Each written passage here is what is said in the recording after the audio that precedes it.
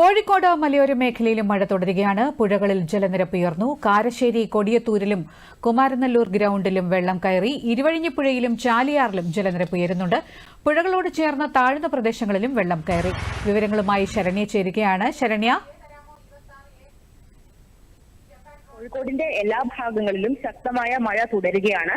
പുഴകൾ കരകവിഞ്ഞൊഴുകുന്ന സാഹചര്യമുണ്ട്. തീരവാസികളോട് ജാഗ്രത പാലിക്കാൻ മുന്നറിയിപ്പ് നൽകിയിട്ടുണ്ട്.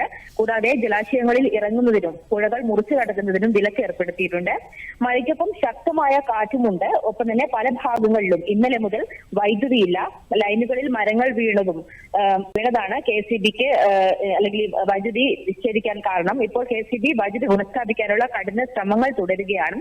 കുറ്റ്യാടിപ്പുഴ കരകവിഞ്ഞൊഴുകുന്ന സാഹചര്യമാണ് നിലവിൽ. ഒപ്പം തന്നെ ദേശീയപാതയുടെ പ്രവൃത്തി നടക്കുന്ന ഭാഗങ്ങളിൽ വലിയ രീതിയിലുള്ള വെള്ളക്കെട്ടുകൾ രൂപപ്പെട്ടിട്ടുണ്ട്. ഇതുവഴിയുള്ള ഗതാഗതം ചില സമയങ്ങളിൽ തടസ്സപ്പെടുന്ന സാഹചര്യവുമുണ്ട്. വടകര കരിമ്പനത്തോട് ഒഴുക്ക് തടസ്സപ്പെട്ടതിനെ തുടർന്ന് കരകവിഞ്ഞൊഴുകി വീടുകളിൽ വെള്ളം കയറിയിട്ടുണ്ട്. ദേശീയപാത പ്രവൃത്തിയുടെ ഭാഗമായി ഈ തോട് അല്പം മാത്രം ഒഴുക്കുണ്ടാകുന്ന സാഹചര്യം ഒഴികെ ബാക്കി മൂടിയ നിലയിലായിരുന്നു. ഇപ്പോൾ ആ ഭാഗം പൊളിച്ചു മാറ്റിയതിനെ തുടർന്നാണ് വെള്ളം അല്പമെങ്കിലും ഒഴുകി തുടങ്ങിയത്. ഇതോടെ വീടുകളിൽ നിന്നും അല്പം വെള്ളം താഴ്ന്ന സാഹചര്യം ഉണ്ടായിട്ടുണ്ട്.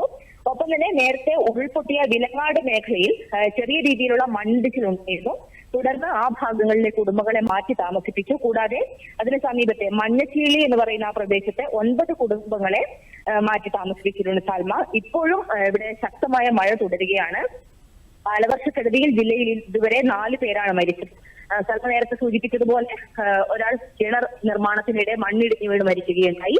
മറ്റു 2 വിദ്യാർത്ഥികൾ വൈദ്യുതാഘാതം വീട്ട് മരിച്ചു. കൂടാതെ ഇന്നലെ സ്കൂട്ടർ യാത്രക്കാരൻ തെങ്ങ് കടപുഴകി വീണ് മരിക്കുന്ന സാഹചര്യം ഉണ്ടായിരുന്നു. ഒപ്പം തന്നെ 40-ലേറെ വീടുകൾ ജില്ലയിൽ ഇതുവരെ ഭാഗികമായി തകർത്തിട്ടുണ്ട്. സൽമ.